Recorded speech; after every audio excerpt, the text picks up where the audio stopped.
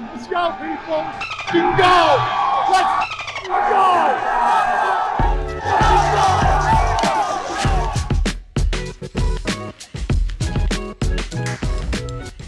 Let's go, people. Episode 14, Hang Time. I'm your host, Tress Way, and you know, if those of you that have been paying attention and kind of catching on, you know, our intro videos, our cold opens, we like to be a little bit of a teaser of what we got going on this week. Maybe it's no surprise based on the opening video, but ladies and gentlemen, Coach Ron Rivera. Coach, what's up, man? Not much, Tress. How you doing these days? You know, whenever I saw you pop on and you've got the quarter zip looking sharp, I couldn't help but notice I've got on just one of my Hawaii t-shirts from a vacation of years past, and I'd like to apologize. This is my off season. This is hang time. We kind of keep it chill, but you've got the office, you've got the chair, you've got all the pictures in the background, and you've got the pullover. So I just really appreciate you cleaning up. You look sharp, man. No, I appreciate that. You know, I've been just trying to finish up, put everything to bed, and you know, get ready for the start of the 2022 campaign for me.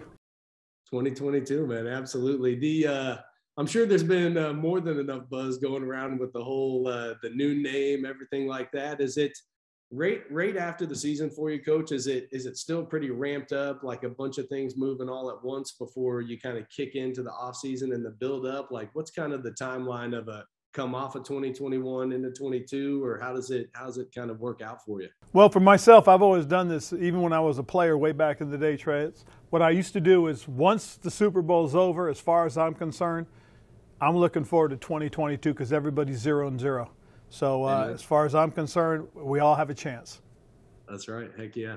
We looking back, it's funny now that I'm home in the off season, hanging out with the kids. My son Bo, he's about to turn 4. He's in this massive football phase. Okay. I mean, like to the point where when the dude gets in trouble, like we just take away football, and I love it. And he loves, his favorite thing is there's a YouTube just called NFL highlights, and it's like 43 minutes, and it'll be like, Daddy, I want football, and I'll just throw it on and we'll watch football. We'll throw routes in the living room, things like that. But the reason I say that is one of the plays of the highlights is one of, in my opinion, probably the plays of the year of J.D. McKissic's play, or Heineke to J.D. in Atlanta. Coach, I'm on the sideline, obviously just emotionally invested, kind of, it all happened so fast. But since Bo has been watching this over and over again, I forget how ridiculous of a play this is with Taylor scrambling out, throwing back to JD, and then obviously the famous I Believe I Can Fly that you revealed to us the night before a game. Whenever I can't imagine as a head coach the emotion that you have tied into the game and watching all of us play. What the heck goes through your mind when dudes make plays like this? You know, when certain things happen, you know, in your mind, things do run through it as far as, oh, great, no, wait, oh, no, dude, what are you, oh, you know, it really does. And as you go through those emotions and you're up and down, it's like, you know, I'm watching Taylor, and on that particular play, I start seeing him rolling out, and I'm looking downfield for who he should throw the ball. I go, oh, there's Terry. No. What are you doing? No, oh, go, run, JD, run. I mean, that's what happens. And you go through that, highs and lows, the peaks and valleys of your emotions are unbelievable. And when you see a guy like JD with the ball in his hand, you just know there's a chance for something good. Yeah, he is just he's to the point now. I've done fantasy football with some of my buddies since back in 8th grade. Our friend's dad used to have us over upstairs, order pizza, do this fantasy football draft. Well, in fantasy football, Coach, I don't know how much you know about it, but there's a thing called PPR, which is points per reception. So every time a receiver, or running back, or tight end catches the ball, that's 1 point. Then you add on their yards. Coach, JD is just a cheat code in fantasy football. I mean, he's just unbelievable, man. And it plays like this, I'm sure you could obviously tell why. Absolutely. You know, I'll tell you a quick story about fantasy football. So it was way back when I was in Chicago with the Bears. I was the defensive coordinator. It was 2006. It was our Super Bowl year, and we were getting ready to play the Jets. And I was in my office working, and it was like a Wednesday night, and my phone rings. And nobody ever, you know, back then we used regular telephones. We all didn't have our cell phones. So my desk phone rings. I grab it because usually the only person that called me in the office is usually my wife. okay, late at night. So I grabbed the phone and I said, hello, and it's some guy. I go, is this Coach Rivera? I said, yeah. I go, who is this? Hey, this is Joey. Hey, listen, Coach, listen. I said, how'd you get my number, Joey? He goes, oh, man, I just started pressing buttons till I got your number. I said, well, okay, what can I do for you? He goes, listen, I'm deciding to play your team against the Jets, your defense. What do you think? And I said, well, I think we got a chance. I really do. I like our guys. I think Brian Urlacher's having a heck of a year, and our rush has been good, and I like our coverage guys. We got some guys back that are going to make some plays. He goes, all right, I'm going to play you guys, Coach. I said, all right, Joe, do me a favor. Don't call again, okay? He says, no worries. So hang up. So we played the Jets. We beat them. We actually had a pretty good day on defense. We had a bunch of sacks, a bunch of interceptions, stuff like that. We held them down. I think they only scored one touchdown. That was it. And so now it's Monday night. Okay, I'm in the office. I'm finishing up my work, and my phone rings again. So I kind of hesitate for a second, and I pick it up. This Coach, it's Joey, man. Hey, I just wanted to call and thank you. I said, Joey, do me a favor, buddy. Don't call me again, okay? You're cheating. You're cheating your buddies. He said, no, Coach, I just needed a little edge this time. So that was my first real introduction to fantasy football, because I really don't know anything about it other than, players like JD are very valuable. We were kind of going through talking with the production team with Hang Time of just like kind of obviously what that play was with JD in Atlanta. That play perfectly sums up how I view two of my teammates, of Taylor making these plays out of nothing and then just give the ball to JD and the dude makes some things happen. We actually had Taylor on Hang Time earlier in the year, and we talked about that 19-play, 80-yard drive over 10 minutes long. Now, I forget how many third downs we converted, but we're winning, and I'm over there with Cheese, and I'm just thinking, all right, we're going to need a potentially a punt to flip the field and put them deep. All of those third downs, it was like we're just kind of chomping. We're like, are we going out? No. And just all of these conversions. Coach, I know that was either a record or close to some sort of record of our franchise. I mean, that's just got to be a coach's dream, that long of a drive. You got Tom Brady on the other sideline. Well, that's one of the things that you really do want to do when you play guys like Tom Brady and Aaron Rodgers. You don't want them to get the ball in their hands. So being able to control the clock, control the pace of the game and the tempo is huge. So what we did was really pretty special. If you really go back and look at it and just see how methodical we moved the ball downfield, how dominant that last drive was for our offensive line.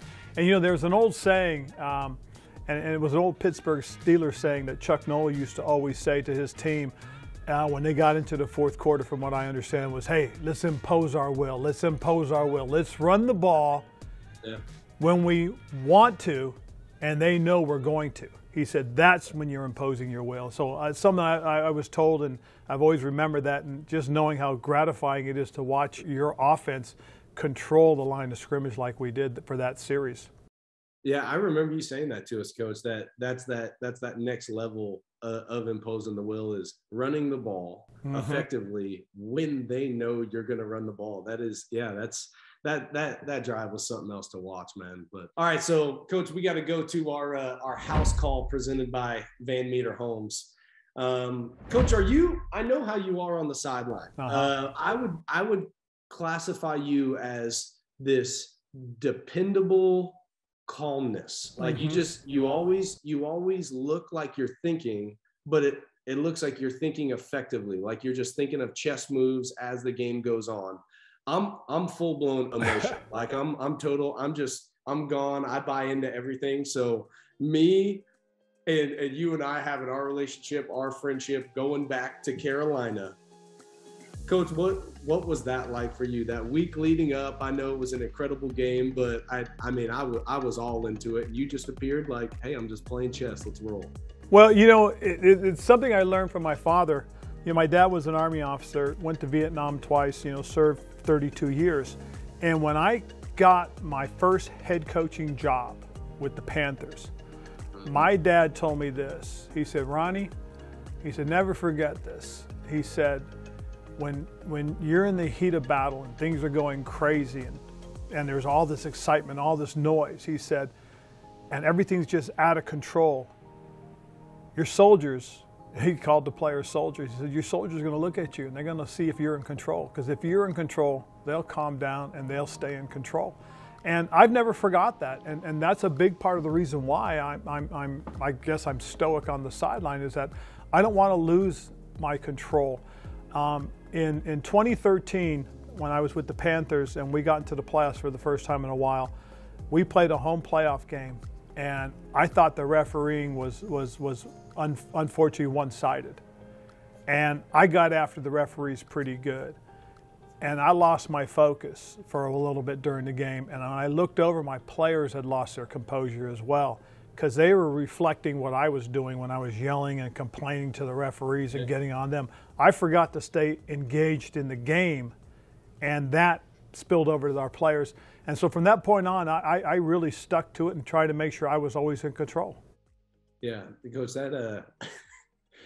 that's such a in the middle of an NFL game, and as long as you have been around the game at the level that you have, I've played 8 years, and the ability to do that in the moment, as one of the players, it is very apparent that is like a mission of yours, that's a goal of yours, and I'll never forget last year, or excuse me, 2 years ago now, during the COVID year, our first year with you as our head coach. I just remember we're in this run where we're coming back and making this run for the NFC East, and there was something where I forget who we were playing, but they were driving. They were having this long, methodical drive, but we still had the lead. And you just called a timeout randomly, and I'd hear you just very calmly walk over to Jack and go, Jack, get him settled down. We're going to settle with a field goal. Like get him in the field goal mindset. And it was just little things like that. We end up holding him for a field goal attempt, and the attempt was actually no good. Just little things like that. It's just been cool to watch. It's been cool to notice those things, and especially with Cam Newton coming back. Coach, I'm 6'1", 212 pounds. Oh yeah. And when I come back home to my buddies here that I grew up with, I'm the big guy. They call me, they're like, hey, big guy, what's going on, man? And so I always love coming home, kind of pump my head up a little bit, because then when I walk through our locker room doors, it's a much different story there. Cam Newton, that dude, just walking up next to him in pregame and then playing the whole I'm back thing and all that stuff. That was just such an awesome environment to be a part of. And I thought it was really cool how they welcomed you back as well. Now, I was very fortunate. I did have the opportunity to spend 9 good seasons there. And, there were a lot of good ups. And those are things that I choose to remember more so than anything else. But, the one thing about size, and he is truly built like like no other athlete I've ever seen. And especially a guy at quarterback. But it's funny because – standing next to most of your teammates, they dwarf me. They make me look small, and I'm 6'3", 240 pounds. So it's funny to me when fans come up and say, God, you're a lot bigger than I thought. I said, well, the problem is you usually see me standing next to somebody, like a Cornelius Lucas or Brandon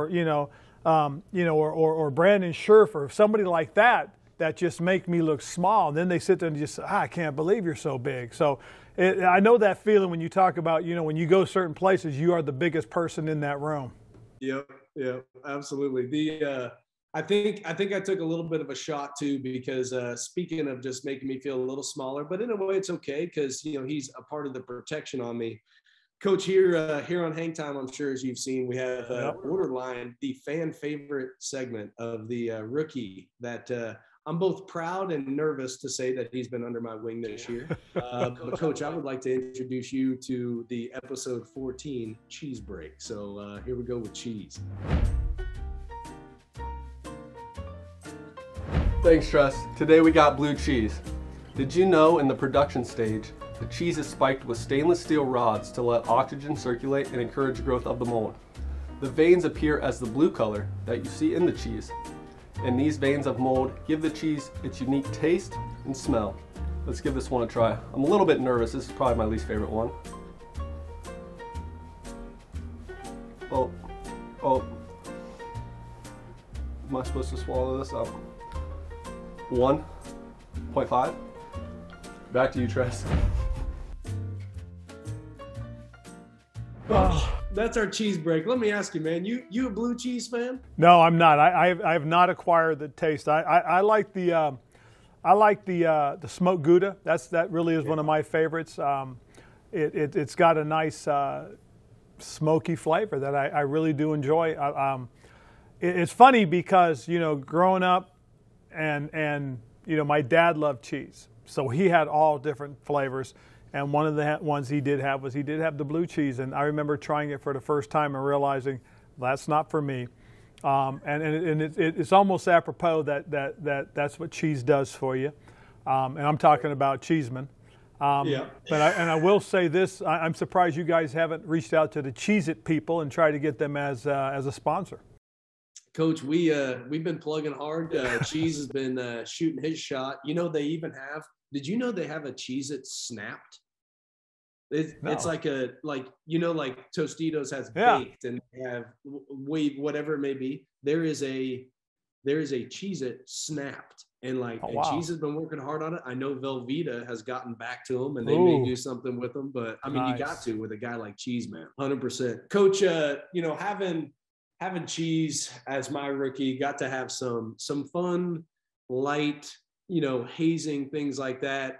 Coach, I'm just curious. You're coming in as the college hotshot to the Bears. Did they? You got any little rookie stories for us that you had to go through, man? Yeah, one of the things that you have to do is you have to bring donuts on Saturday morning, and you had to bring milk and chocolate milk and orange juice for the vets. Because back then we didn't have cafeterias like you guys did. Like you guys do now. And so one year, one of the rookies forgot to bring the donuts and the milk and the chocolate milk. So one of the other guys, he ran to the store to get it. So he gets the donuts, he gets the chocolate milk, he gets the milk and the orange juice and shows up. And Steve McMichael, God love him, just a tremendous football player, heck of a teammate too. He goes in to get his donut and then goes to get his chocolate milk. And it wasn't the Nestle Quick chocolate milk. And all of a sudden, you hear this Texas twang. Well, I can't say what he said. This is a family program. He said, "Are you fire trucking kidding me? Where's the Nestle Quick chocolate milk? Are you kidding me? Who got these? Which rookie was supposed to get these?" And all of us rookies were petrified. And so we all threw the one rookie under the bus. He did. The next thing you know, Steve, he grabs this kid, they take him outside, and they tape him to the goalpost. Oh, my God. They walk back in, and they say, "If we catch any of you other rooks helping your boy out, we're going to tape you together with him." So we had a team meeting we had to get to. So we go downstairs for team meeting. They do roll call, and as they're going through roll call, this one young man, he wasn't there. And everybody kind of looks around, and Dicker goes, "Okay, what's up?" And somebody says, "He's taped up outside, Coach. He brought the wrong milk." And so he says, "All right, you rookies go on time." Well, we were like, first thing we did, we looked over at McMichael. He looked over at Dicker, and Dicker said, "Get!" So we all went out and we cut him off from the goalpost, came back inside. But no, I was lucky. I was the second round pick. Wilbur Marshall was the first round pick. So Wilbur, he caught most of the brunt. So I just kind of stayed in the background, and I kept my mouth shut. I was a good rookie. Now, they told me to do something, I went and did something. They told me to pick up, sometimes you have to pick up breakfast on your way in, or you had to go grab lunch for somebody. And I was always on time. That's the one thing I made sure of.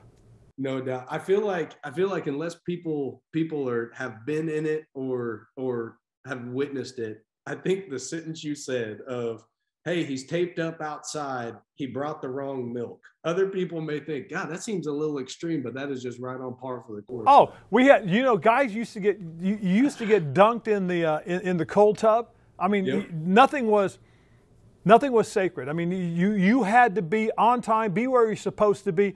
You could come in from practice one day and have your entire locker moved into the bathroom by the toilets, okay, and that you would sit there and you go, why? And they say, "Because you're a mess. If it's going to be messy, that's where we're going to put you." I mean, that's what they Now, the veteran guys could be as sloppy as they want, but us rookies, our lockers had to be neat. They had to be in order. And part of the reason they had to be neat and be in order is if a vet needed something, he was going to take it out of your locker, he could find it easily. That's right. So what you had to do was you had to make sure you had a bag of chips, you had candy bars, you had whatever, but they had to be placed neatly in your locker where they could find it easily. And if it wasn't, and it wasn't stocked properly, there's a good chance you come in and your locker was inside the bathroom. I love that, man. Rookie year, you got to pay the dues. You do it right, and you do it right, then you're good. Get it done 1 year, man. That's it. That's all they ask is 1 year. I love that. Coach, I got a question for you that has kind of got a few different layers. You hit it however you want. Okay.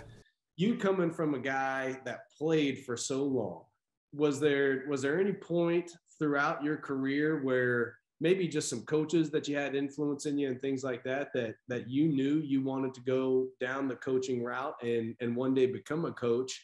And then also the way you coach. I have my notebook full of a lot of the things you share with us each meeting in our team meeting rooms. And the one that I think will stick with me the rest of my life is everything you have is everything you need. And I feel like that applies to any area of your life. And I really love that. But the way you coach and how you became a coach, like that transition, is that something you kind of always thought? And then how? I think somewhere along the line, probably in college, I think I realized that I wanted to coach at some point in my life. I really love the game. The game has been very, very, very good for me, a little clichéic. But it really has. It's been very good to me. And it's given me many opportunities. But I think the one of the really good lessons I learned from Mike Ditka, more so than anything else, and I try to remember this as a coach, and I try to remember this as a dad, and I think it's important.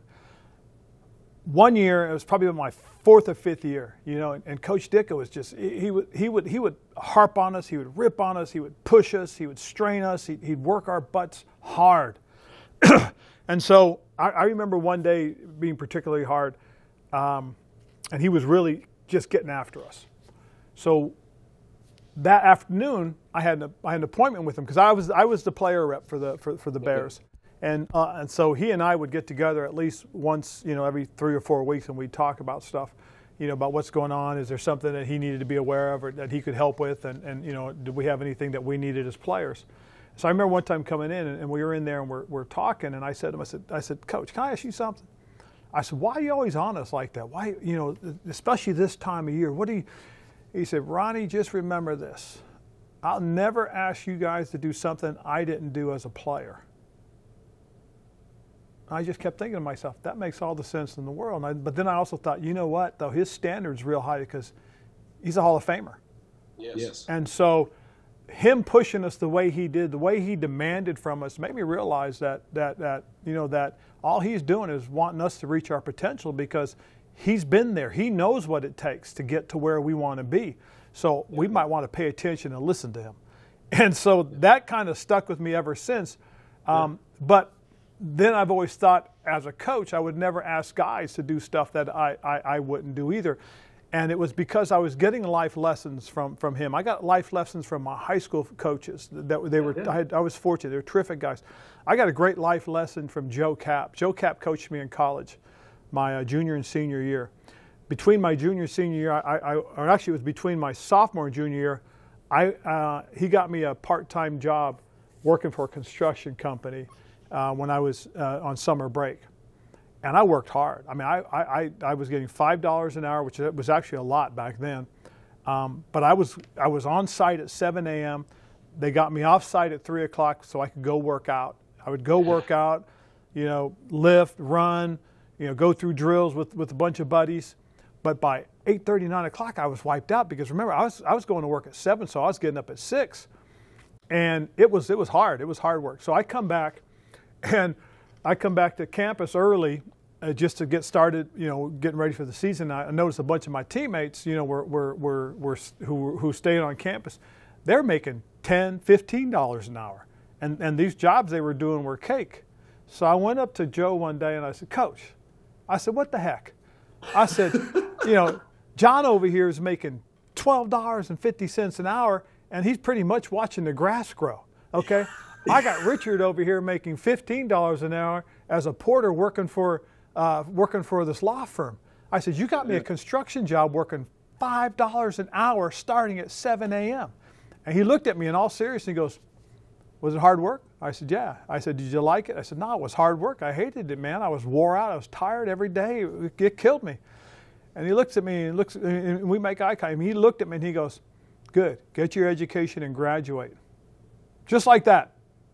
Wow. Yeah. Man, I thought, you know what? Life lesson, man. So a lot of things that I do, Tress, I want you guys to be able to not just use on the football field, but take and use in everyday life. That's kind of why I do it the way I do it. Yeah, I mean, that makes perfect sense hearing, some of the influences and things like that. I just, there's been, and maybe it's now that I'm a little older, I got the kids, and I can appreciate all of these very, like, what I consider like heavy moments in a good way, like, or the good times, the bad times. I'll never forget this year going into that Tampa Bay game and the David and the Goliath, and you had the stone. And I just remember this game of complimentary football. Yep. that nobody gave us a chance, and we didn't do anything crazy. We just played complimentary football. Yep. We played well. We worked off of one another, things like that. And then that locker room after the game, and we'll have the video going on the episode. I have to duck out of the way by my locker for you to launch the rock into the schedule, and just those moments of like, yeah, like it is like we're all here, like let's roll, let's do this. Coach, do you still have the rock? Oh yeah. Where the heck did all that come from? I believe it's up on it's on that desk. Awesome moment. It's funny because you look for moments to inspire. You look for moments to get you guys going, because truthfully, people say, oh, you're a great motivator. No, my job is to inspire. You have to motivate yourself. Okay? That's kind of what I've learned. And sometimes when you get into situations and I don't know if you remember, but I told everybody, I said, I'm not sure what it is, but whatever is keeping us from being successful, we've got to figure out what it is and go forward. Right, yeah. And I talked about getting ready for this game. And I started it by saying, David was a 35-point underdog. Okay? And, we were big underdogs coming into that game. And I knew that was the mentality that a lot of people had towards us. But what I wanted you guys to realize and recognize is that no matter what the situation or circumstances are, all you needed was a chance. All you needed was a stone. And that's really where that all came from, was just knowing that all we needed was a chance. Okay? Yeah. And so as I thought about it, it dawned on me, and I said this, that the thing we got to keep with us and we can never, ever forget in life is that for every question, there is an answer. For every problem, there is a solution. For every Goliath, there is a David. And for every giant, there's a stone, baby. There's a stone. Yeah. Yeah, Coach, that was that just things like that I think that those moments, I'm sure as you've seen just in your time, it's just I'm sure it's great as a coach. It's incredibly a part of as a player. I really have. I've been very fortunate because to have those kind of highs. I mean, there's been some really low lows, but to have those kind of highs, and really the one thing I do hope is that we win the Super Bowl, and not necessarily for me, but for the guys that have never gone through that. I mean, I'm fortunate. I've been through it. I've been through 3 of them. I've won one as a player, and there's nothing like it. And to remember and see those, because it's burned in my mind, the celebration, the jubilation, the excitement, the thrill of it, and then be part of a parade. Go back to Chicago and sub-zero weather, riding on top of these buses through downtown Chicago. There's nothing like that. That experience is phenomenal, and I would love for this group of men to get that opportunity to appreciate that.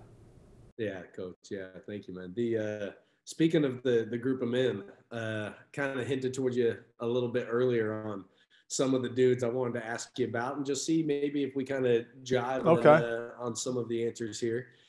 Coach, you got somebody that is just clearly kind of the team clown, has always got some tricks, jokes up the sleeve, always keeping it light, things like that.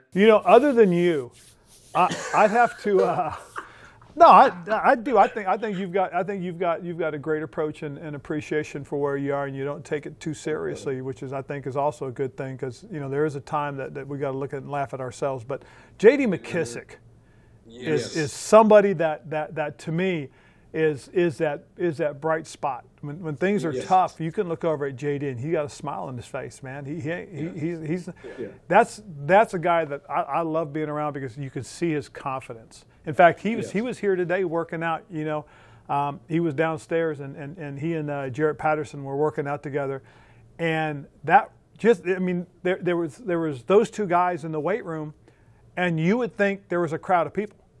Yeah, you really would. That's how loud they were together, just the two of them. Yeah, I believe it. Oh yeah. Yeah. The JD, every morning, he and I got lockers close to each other, so every morning when we see each other, he's just always all smiles, always good attitude. But Coach, there was one time I see him just, maybe it was a hat or a hoodie, just slams it. The dude is pissed, and he just slams it into his locker, and I just kind of look over at him. I go, JD, you good, man? What's up? And he goes, T-Way, I just lost at Connect 4. And I go, like the kids game, Connect 4? Yeah. He goes, yeah. And all of a sudden I look, and next to like two lockers down is Heineke cracking up. And I go, I take it. Taylor beat you? He's like, yeah, man, beat me again. I love that. Like, I tell my buddies stories like that. I'm like, dude, it's so fun being around these ridiculously talented professional football players, and still they get pissed off if you beat them in Connect 4. I love that. But that's what it's supposed to be, because it's supposed to matter. No matter what you do in life, it should matter. A simple game like this, it should still matter. You should want to be able to be competitive, be good at it, and win. Yeah.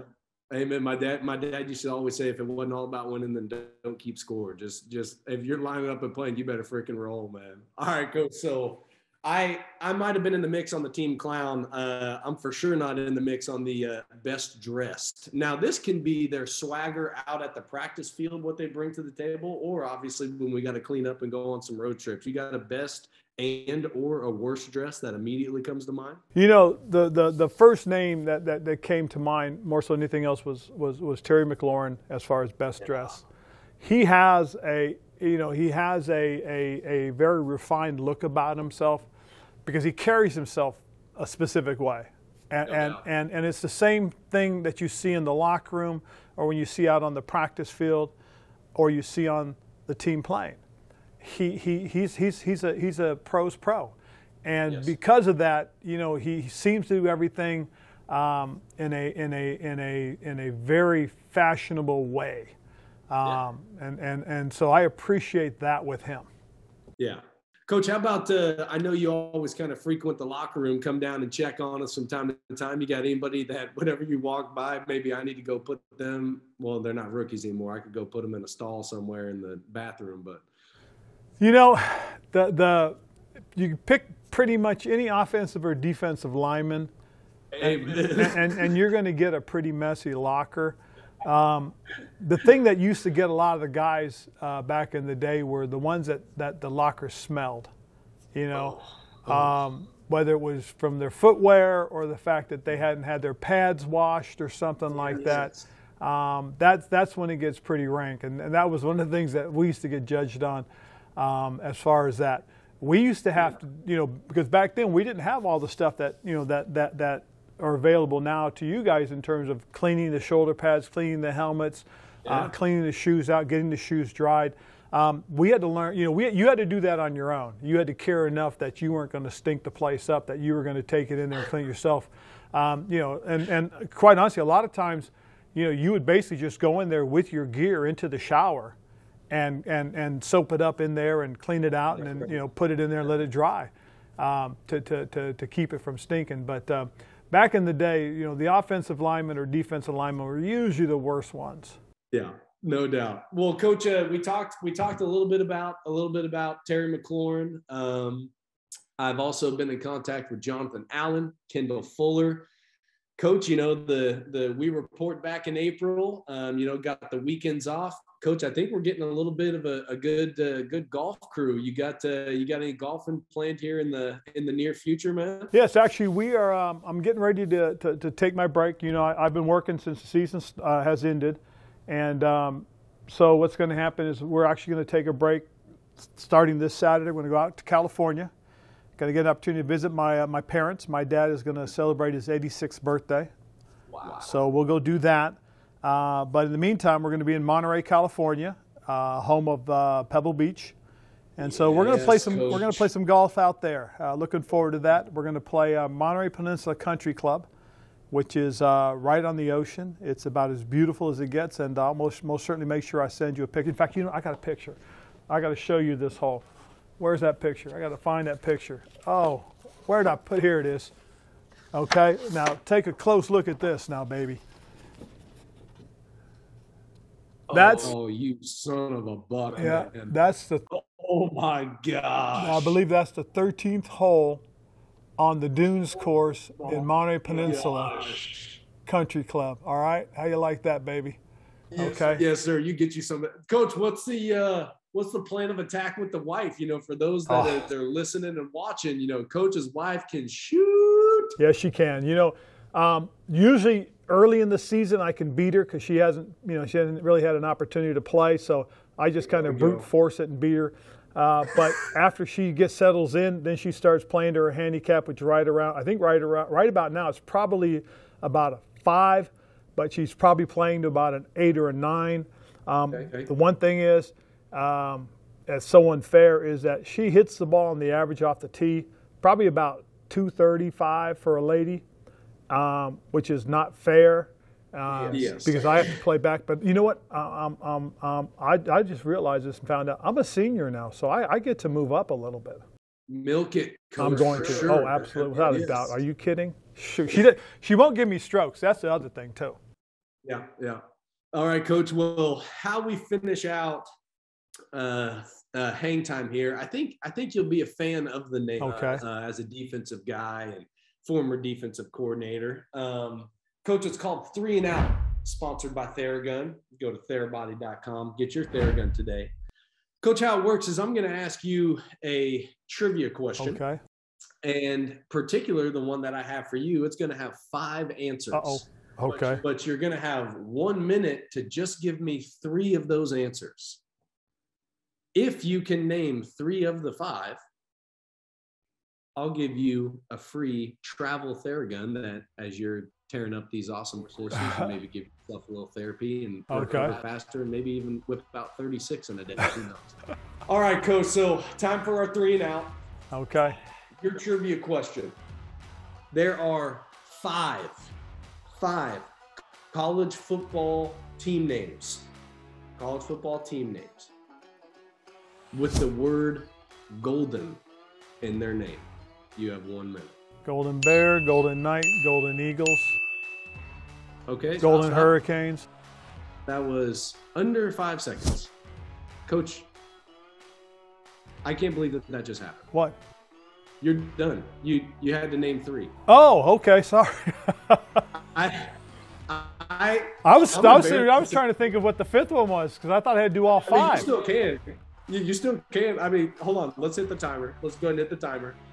Okay, you got 52 seconds to try and pull the last one. I can't believe that just happened. That was so fast. Golden Eagles, Golden Bears, Golden Hurricanes, Golden Knights. No, those. Already said it. Yeah. There's one more.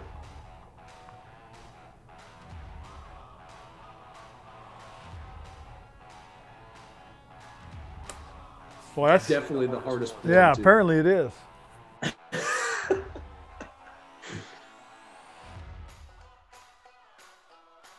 Golden Retrievers?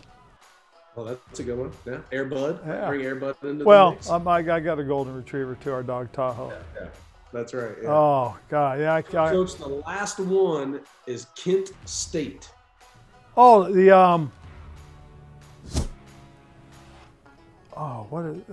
Coach Matzo was going to be pissed. I didn't know that one.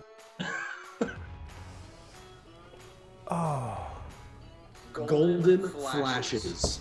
I almost said zips. Oh yeah, Coach.